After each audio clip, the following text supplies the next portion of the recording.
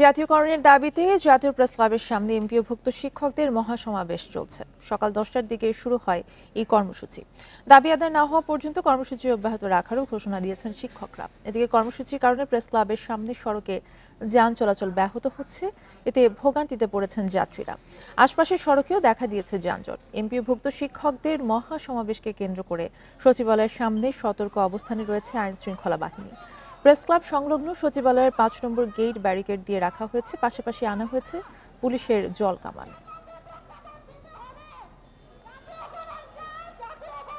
নতুন বাংলাদেশ হওয়ার পরেও আমাদের এই বৈষম্য রয়ে গেছে। আমরা চাই দ্রুতগতিতে এই বৈষম্যর অবসান হোক। বেতন পূর্বে 6% কর্তন করা হতো, এখন আমাদের বেতন থেকে 10% কর্তন করা হয়। অনেক বৈষম্য এখনো রয়ে গেছে। আজকে বাড়ি ভাড়া 1000 টাকা, এই 1000 টাকা দিয়ে একটা বারান্দাও আজকে পাওয়া যায় না।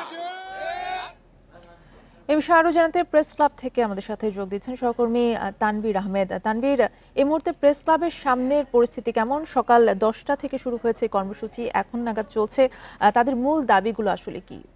জি, আমি কিন্তু এখন রয়েছি সচিবালয়ের 5 নম্বর গেট এর সামনে, এবং তাদের যে মূল দাবি সেটি হচ্ছে তাদের যে শিক্ষা প্রতিষ্ঠান এবং শিক্ষা কার্যক্রম, এই এমপিওভুক্ত যে শিক্ষা সেটিকে জাতীয়করণ করতে হবে। এখন কিন্তু তারা আসলে স্লোগান দিচ্ছে এক দফায়, এবং তাদের যে দাবি সেটি হচ্ছে তাদের যে শিক্ষা ব্যবস্থা, এমপিওভুক্ত শিক্ষা ব্যবস্থা, সেটিকে কিন্তু জাতীয়করণ করতে হবে। এবং আপনারা কিন্তু দেখতে পাচ্ছেন যে সচিবালয়ের সামনের যে গেট, এই গেটটিতে কিন্তু ব্যারিকেড দিয়ে রাখা হয়েছে, এবং এখানে কিন্তু শত শত শিক্ষকরা কিন্তু স্লোগান দিচ্ছে, এবং তাদের এখন যেটি দাবি যে তাদের শিক্ষা ব্যবস্থা সেটিকে জাতীয়করণ করা। তাদের আসলে অভিযোগগুলোর মধ্যে অনেক অভিযোগ আসলে লক্ষ্য করা গেছে। তারা প্রথমত যেটি বলেছে যে তাদের বাড়ি ভাড়া হিসেবে যে ভাতা দেওয়া হয় সেটির পরিমাণ মাত্র 1000 টাকা, এবং তাদের যে চিকিৎসা ভাতা সেটির পরিমাণ 500 টাকা। তো বর্তমান সময়ে তাদের জীবন জীবিকার যে খরচ, সেই খরচের তুলনায় কিন্তু এই টাকার অঙ্ক কিন্তু কোনোভাবেই গ্রহণযোগ্য নয় বলে মনে করছেন তারা।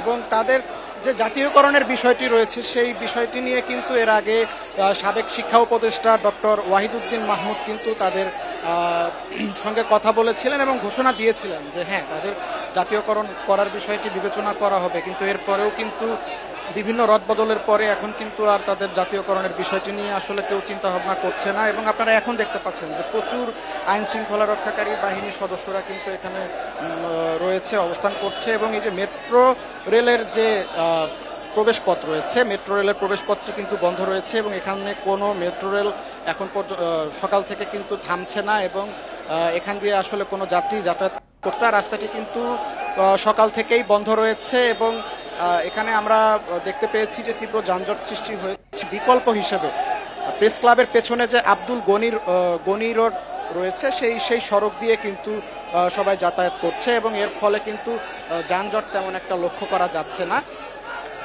আর কিছুক্ষণ আগে সচিবালয়ের কর্মকর্তাদের সঙ্গে কিন্তু কথা বলার জন্য শিক্ষকদের একটি প্রতিনিধি দল সেখানে গিয়েছেন, এবং তাদের সঙ্গে তারা এখন আমরা যতদূর জানতে পেরেছি যে তারা একটি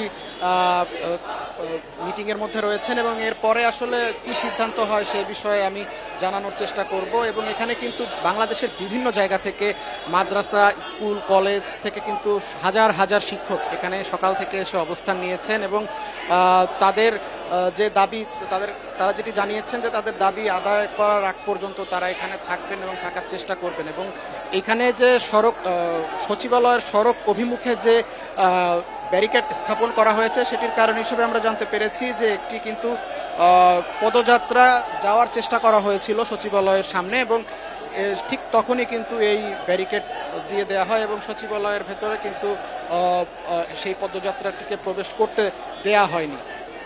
আরেকটি বিষয় হচ্ছে, এখানে শিক্ষকরা যেমনটি বলেছিলেন যে তাদের আসলে একটি অন্যান্য চাকরির ক্ষেত্রে সরকারি চাকরিজীবীদের যেভাবে বিনোদন ভাতার ব্যবস্থা করা হয় সেটিও কিন্তু তাদেরকে দেয়া হয় না। তো তারা কিন্তু আসলে বিনোদন ভাতার একটি দাবিও তারা তুলেছে। তানভীর আহমেদ জানাচ্ছিলেন প্রেস ক্লাবের সামনে থেকে।